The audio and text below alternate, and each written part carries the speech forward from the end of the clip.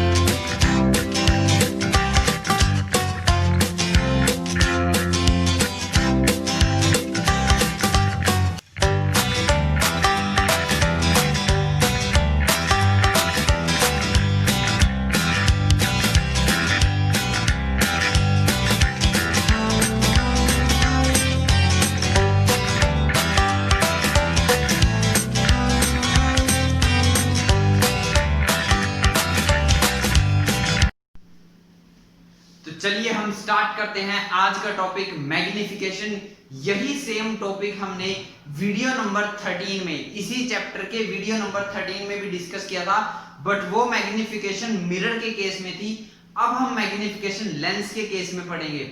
So first of all, magnification word का meaning क्या होता है? मैग्निफिकेशन वर्ड का मतलब होता है मैग्नीफाई कर देना, इमेज को बड़ी करके दिखाना। कितना मैग्नीफाई किया, मैग्नीफाई कर पाया या नहीं कर पाया, या कितनी कर पाया या कितनी नहीं कर पाया, उसको बोलते हैं मैग्निफिकेशन। समझ में आ रही बात आपको? मैग्निफिकेशन वर्ड का मतलब होता है, सिंपली होता है इमेज को बड़ी करके दिखाने की कैपेबिलिटी, उसको बोलते हैं मैग्निफिकेशन।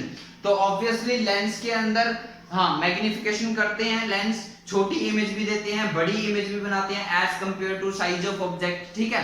तो उसी को हम बोलते हैं मैग्निफिकेशन। बिल्कुल सेम फॉर्मूले हैं, सेम मीनिंग है मिरर के केस में। आप चाहो तो वीडियो नंबर 13 देख लो, या आप चाहो तो वीडियो नंबर 27 देख लेना, दोनों सेम होंगे, ठीक है? तो हम स्टार्ट करते हैं। मैग्निफिकेशन की डेफिनेशन होती है, ये इसका एक फॉर्मूला होता है और इसको हम m से डिनोट करते हैं। इसके फॉर्मूले में न्यूमरेटर में साइज होता है इमेज का और डिनोमिनेटर में साइज होता है ऑब्जेक्ट का, क्योंकि h से हम डिनोट करते हैं ऑब्जेक्ट का साइज और h डैश से हम डिनोट करते हैं इमेज का size. So it is defined as ratio. Ratio बोलते हैं ना, न्यूमरेटर अपॉन डिनोमिनेटर को क्या बोलते हैं? रेशो।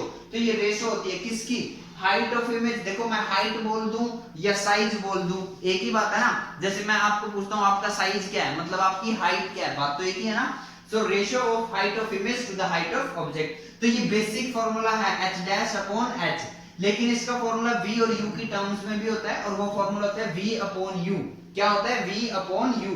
अभी लास्ट में मैं आपको मिरर के केस में मैग्निफिकेशन का फॉर्मूला भी यहाँ याद दिलाऊंगा आपको, तब देखना क्या डिफरेंस आया। और मैंने आपको बताया भी है, जब भी आप मिरर से लेंस शिफ्ट करते हो तो थोड़े बहुत चेंजेस हो जाते हैं। जैसे आपने वीडियो नंबर 26 में देखा था कि लेंस फॉर्मूले में बीच में नेगेटिव आ जाता था और मिरर फॉर्मूले में पॉजिटिव होता था, ठीक है? मिरर के केस में जो रे है वो सेंटर ऑफ कर्वेचर से अनडेविएटेड रिफ्लेक्ट होती थी, तो लेंस के केस में वो ऑप्टिकल सेंटर से अनडेविएटेड पास होती थी। ये कुछ डिफरेंस थे हमारे, है ना। जो C था मिरर के अंदर वो 2f बन जाता था लेंस के अंदर। तो ये थोड़े बहुत डिफरेंसेस चलते रहते हैं, तो यहाँ पर भी एक डिफरेंस आएगा। खैर, मैग्निफिकेशन की बेसिक डेफिनेशन होती है height of image upon height of object, या हम इसका फॉर्मूला v और u की टर्म्स में भी लिख सकते हैं, v अपॉन u। याद रखने वाली बात यह है कि यहाँ पर भी पॉजिटिव साइन है, यहाँ पर भी पॉजिटिव साइन है। अब मैग्निफिकेशन की वैल्यू क्या होगी और उससे आपको क्या हिंट मिलेगा, ये बहुत ज्यादा इंपॉर्टेंट है। तो पहले हम स्टार्ट करते हैं। मान लो मैग्निफिकेशन की वैल्यू लेस देन 1 आई, 0 पॉइंट समथिंग, 0.2, 0.4, 0.5 ऐसे। अच्छा, ठीक है? तो इसका मतलब होगा कि लेंस ने जो इमेज बनाई है उस इमेज का साइज ऑब्जेक्ट के साइज से स्मॉल होगा, छोटा होगा, डिमिनिश्ड होगा। समझ में बात? अगर मैग्निफिकेशन की वैल्यू लेस देन 1 है तो height of image is less than height of object. आप चाहो तो इसको लिख भी सकते हो, height of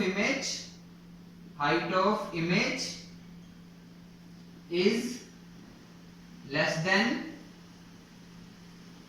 height of object, height of object, यानी कि डिमिनिश्ड इमेज आपको बनेगी। कुल मिलाकर क्या बोला, डिमिनिश्ड इमेज बनेगी, इमेज की हाइट छोटी होगी ऑब्जेक्ट की हाइट से। आप पूछ सकते हो कैसे, तो इतना मुश्किल नहीं है, सिंपल सी बात है। आप मैग्निफिकेशन की वैल्यू लेस देन 1 रखोगे तो h डैश स्मॉल ही हो जाएगा ना। आप सोल्व करके देख लेना, ये मैंने वीडियो नंबर 13 में आपको सोल्व करके दिखाया भी है।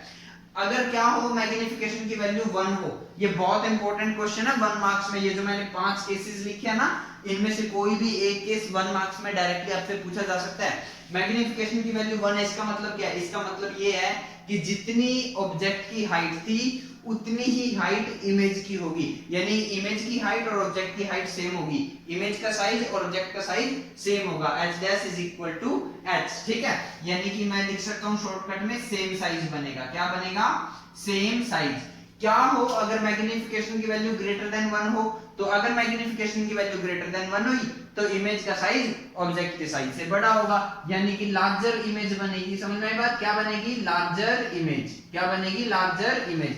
आप चाहो तो इतने बड़े सेंटेंस की जगह सिंपल लिख सकते हो, डिमिनिश्ड इमेज बनेगी, छोटी इमेज भी बनेगी यहाँ फर्स्ट केस में। तो थर्ड केस मैंने आपको क्या बताया, अगर मैग्निफिकेशन की वैल्यू ग्रेटर देन 1 आई तो समझ जाना इमेज की हाइट ऑब्जेक्ट की हाइट से ज्यादा होगी। अगर मैग्निफिकेशन की वैल्यू नेगेटिव भी तो आ सकती है, मैग्निफिकेशन की अगर वैल्यू नेगेटिव हुई तो समझ जाना इमेज रियल और इन्वर्टेड होगी। जैसे मैग्निफिकेशन की वैल्यू हुई -1/3 या -2/3 या -5/6 या -5, ऐसा कुछ भी एक नंबर होगा, तो मैग्निफिकेशन की वैल्यू अगर नेगेटिव हुई तो समझ जाना इमेज रियल और इन्वर्टेड होगी। और अगर मैग्निफिकेशन की वैल्यू पॉजिटिव हुई तो इमेज वर्चुअल और इरेक्ट होगी।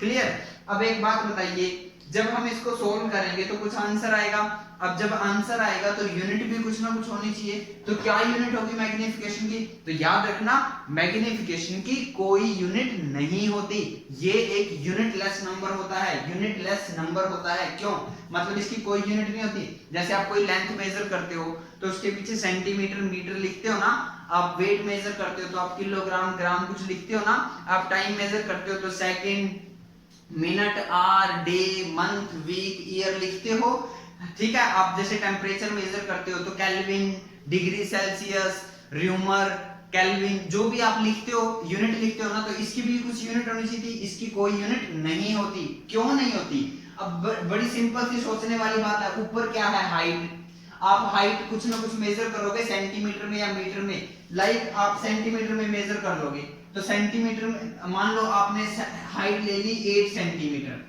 और ऑब्जेक्ट की नीचे हाइट लेनी है वो भी सेंटीमीटर में लोगे, मान लो 2 सेंटीमीटर, सेंटीमीटर से सेंटीमीटर कैंसिल हो गया।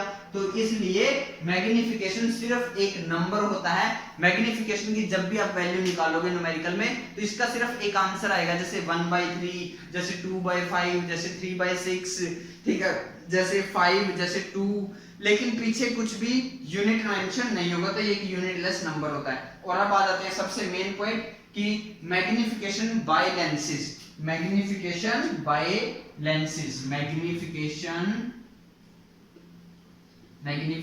Bye mirror.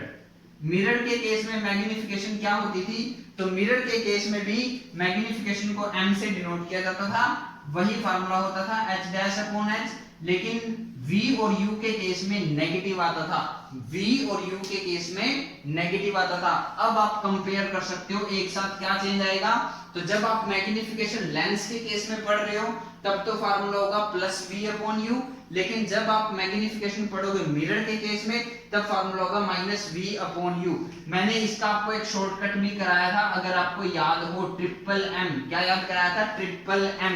ट्रिपल m का मतलब क्या होता है, फर्स्ट m का मतलब है मिरर, सेकंड m का मतलब है मैग्निफिकेशन और थर्ड m का मतलब है माइनस। मतलब मिरर के केस में मैग्निफिकेशन में माइनस आता है। बहुत इंपॉर्टेंट है, बच्चे याद नहीं रख पाते हैं, कंफ्यूज हो जाते हैं, इसलिए शॉर्टकट बनाना जरूरी होता है। जैसे मैंने प्रीवियस वीडियो में बताया था कि लेंस की स्पेलिंग में n आता है तो लेंस फॉर्मूले में नेगेटिव आ जाएगा और मिरर फॉर्मूले में पॉजिटिव आ जाएगा। सिमिलरली यहाँ पर भी आप ट्रिपल m से याद रख लेना, मिरर के केस में मैग्निफिकेशन में माइनस आता है।